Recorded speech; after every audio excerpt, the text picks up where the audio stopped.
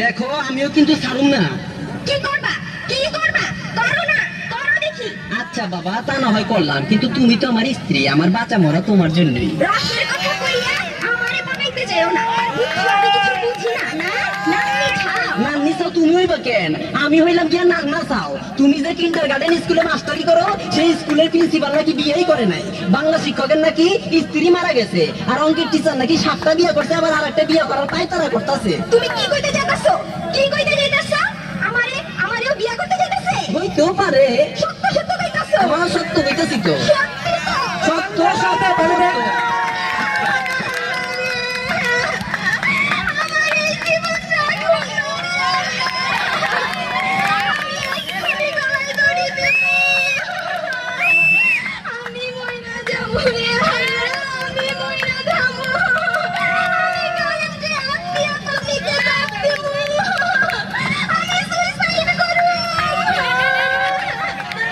আমার আপন স্বামী কই কিনা আমারে আরেকজনে বিয়া করতে যাইতাছে।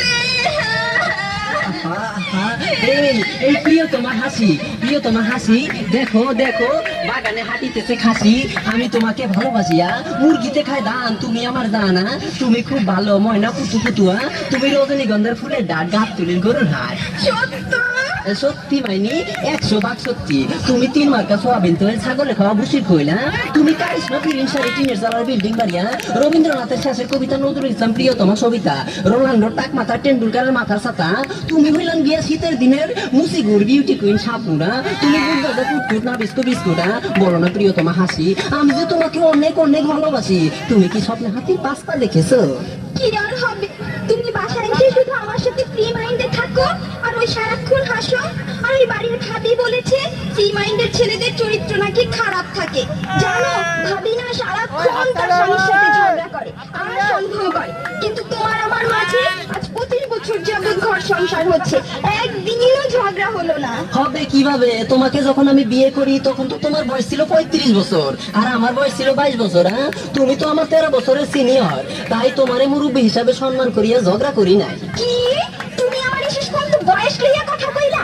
আমি সালার কামিজ পইরা রাস্তায় বেরইলে যুবক যুবক ছেলেরা কত ধরনের টিটকারি করে, কেউ কেউ বলে আয় জায়গা, কেউ কেউ বলে চিস্টা সেই রকম রে, শীষ দেয়, আবার কেউ কেউ তো বলে আপা আপনাকে দেখে মনে হয় বিয়েই হয় নাই। আর স্কুলের বাচ্চারা তো ম্যাডাম ছাড়া কোনো কথাই বলে না। তোমাকে আর ম্যাডাম বলে, সেদিন দোকানদার তোমারে আন্টি বলছে বলে সেই দোকান থেকে শাড়ি কিনো নাই। হ্যাঁ, এত মানজা লাগে।